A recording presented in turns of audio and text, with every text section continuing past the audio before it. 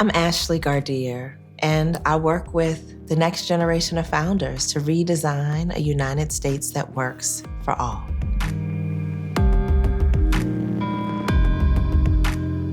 My favorite place to be is home, with the laughter and love of my husband and my children, the silliness, making up songs and making up dances, impromptu dance parties. There's joy there.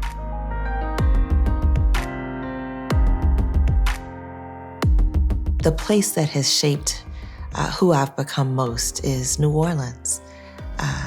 It is a city that is full of love, where love absolutely is in abundance. Sunday dinners after church, there's always room for one more. And there's room for one more because we bring. Everybody brings what they've got, and we share it. And so growing up in a place that was so full of love has made me understand that there's always more than enough.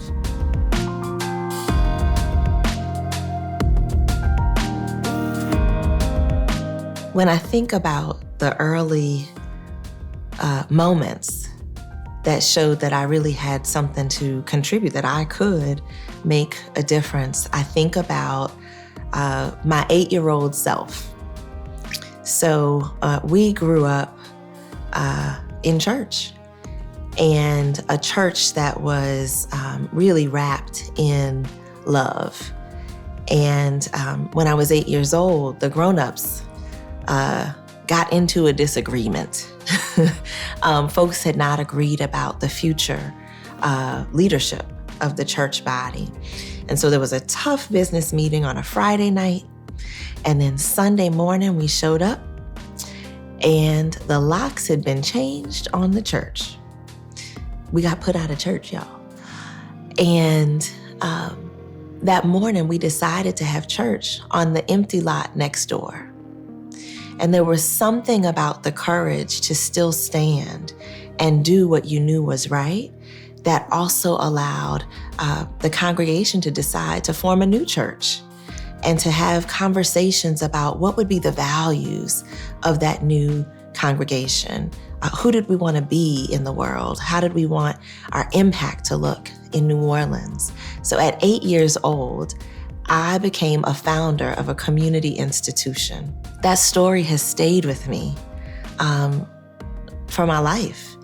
And from that church founding to rebuilding after 9/11 to rebuilding New Orleans after Hurricane Katrina, the lesson that stays with me is that even in crisis, first we have to grieve it. You do have to grieve it.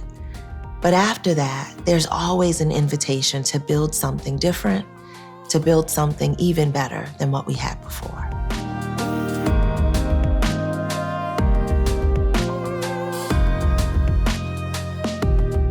I feel most like a founder when I'm dreaming with others, and then when we're bold enough, sassy enough to ask, how are we gonna do that?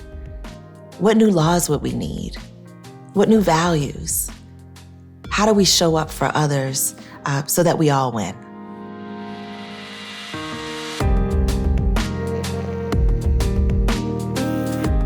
Because we're doing it. Right now, we are having conversations with everyday folks about their dreams, what they want the United States to become, with artists who are fashioning new visions, with constitutional scholars who are designing new legal theories. We're doing it now. That gives me hope.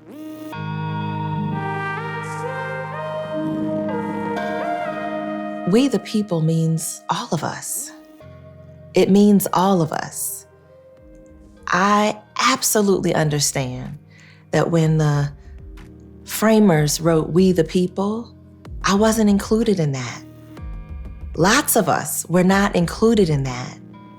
And still there's an invitation for every single one of us to shape the future of the United States. So we, the people, means all of us right now, building the future of the nation that we have not yet realized.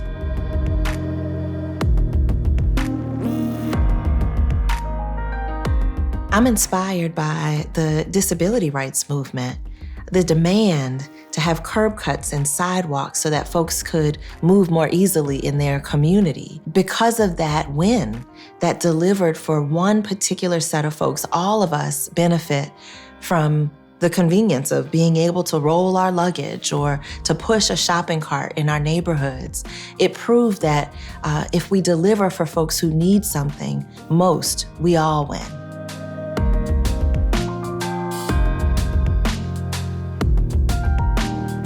I was able to see democracy in its fullness, rebuilding New Orleans after Hurricane Katrina. We had to rebuild every aspect of an American city, from schools to hospitals to courts, and it required every one of us, everyday folks, decision makers, the private sector. It is proof that we can build something bigger and better than what we had before.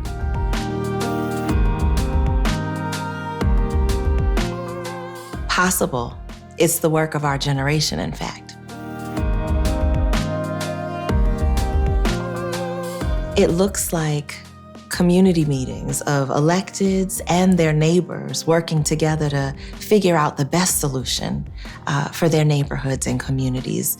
It sounds like laughter after those meetings where we've figured out how to disagree and still love each other. It sounds like music. Our choice to be together and hang out and have a good time in the free times. And it feels like love, beyond our family and friends, but love for our neighbors, that we trust that we will make decisions on behalf of each other so that we can live, work, thrive together.